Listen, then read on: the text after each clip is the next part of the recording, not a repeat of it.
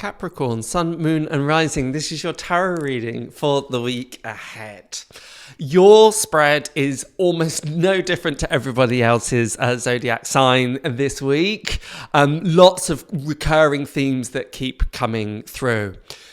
My word of advice or word of warning to you is really focus and reflect on this question of, is my cup half full or is it half empty?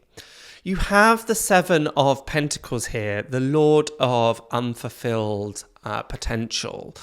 You've also got the Four of Cups, which is the Lord of blended pleasure, in tandem with the Queen of Cups. So as I turned over the cards, there was this really strong feeling of being very reflective, being very inward, really kind of questioning a lot as well.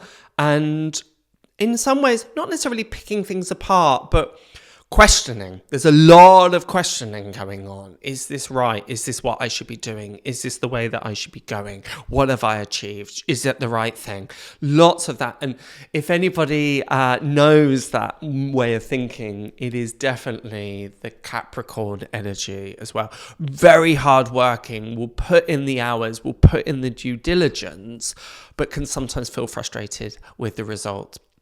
Again, there is a lot of overlap here between you and, I believe, Virgo. So it may very well be worth watching that video afterwards for some extra insights.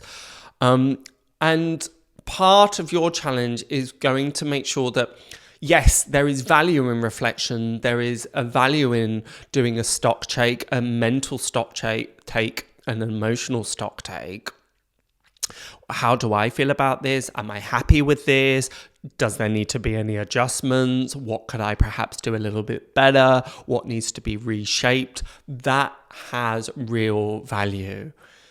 If that starts to tip into picking everything apart, being dissatisfied, feeling a loss of pleasure around things, or feeling only noticing the lack. That's a really good way to describe it. Ask yourself, am I focusing on what isn't working more than I am focusing on what is working? Again, being Capricorn, you're really great at noticing that. You're great at noticing the gaps. You're really great at filling those gaps and doing the work that is required to fill those gaps.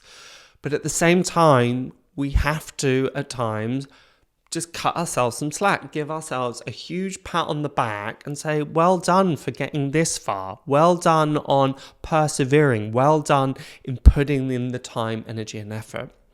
There may be a feeling towards the end of this year of, oh, gosh, can't believe another year's gone by. What have I done? Or I haven't done this and this. Again, flip that script. Look at what you have achieved. Look at instead of your to-do list, look at your to-da list. Those things of, actually, I've managed to do this and this. It's great. Very rarely do we do that stock check, that stock take to say to ourselves, this is amazing. Rather, we very often do that stock take to see what needs adjustment rather than look at everything that I've managed to do. So please allow that to be your first port of call instead of coming. And the lack really feels like an internal lack. And what I mean by that is just giving yourself a hard time, really.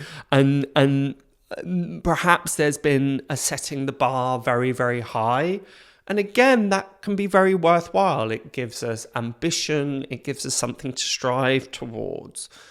But if we set the bar so high for ourselves that we constantly feel as though we're falling short, then something in that department might need readdressing or altering in some ways.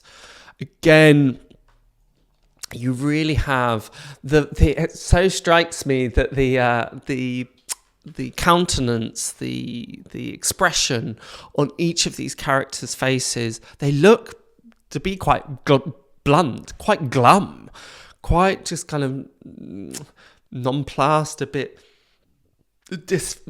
disenchanted. And that isn't a useful place to be. So how do we counteract that? How do we combat that? Well, the answer lays beautifully in the Page of Wands and the Ace of Wands. Very, very similar in energies. The Page and the Aces are very much linked. Wands being the element of fire. It's interesting that we have this very emotional tone with the Queen of Cups and the Four of Cups beforehand. So there is a reminder here of don't get caught up in the emotions. Sometimes emotions aren't facts.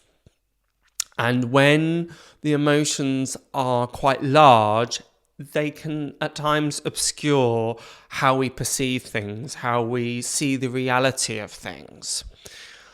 If you're finding that your emotions are getting the better of you, move then into the element of wands, the element of fire.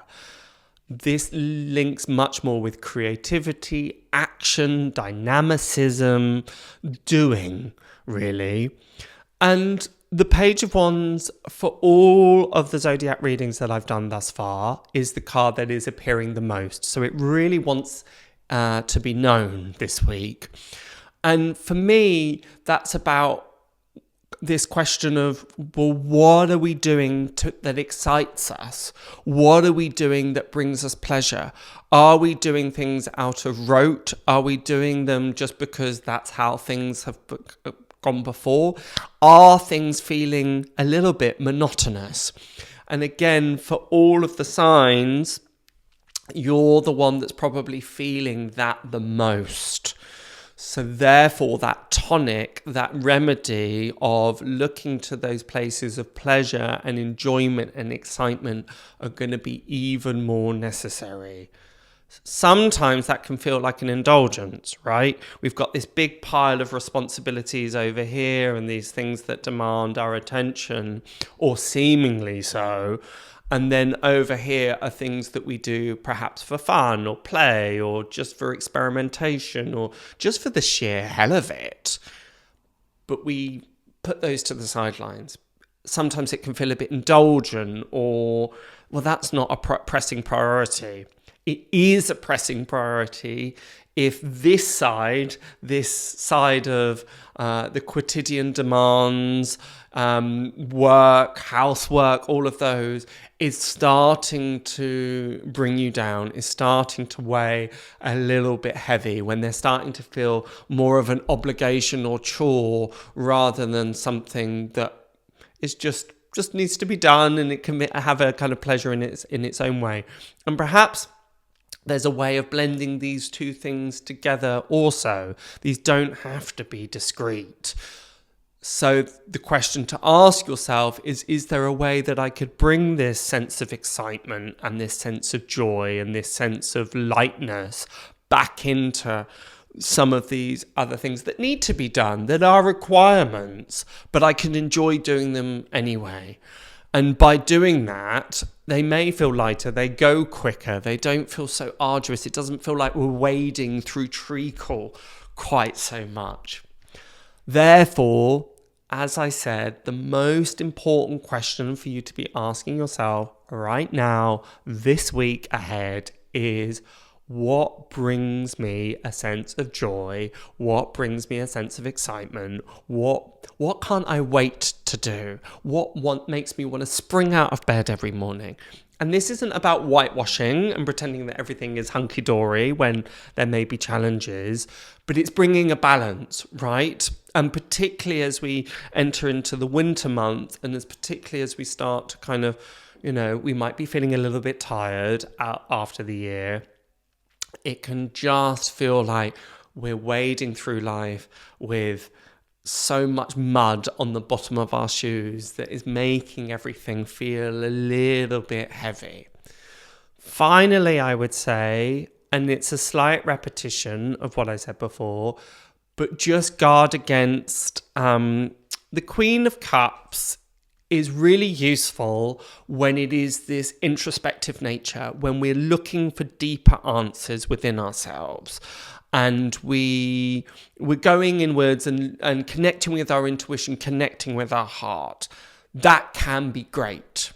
The shadow side of the Queen of Cups is it can be so navel-gazing and so introverted, and we're feeling as though all the answers must lie within us, and in some ways, arguably, of course, they do, but at times you just need to go out and have fun and just go out in the world and not take things too seriously.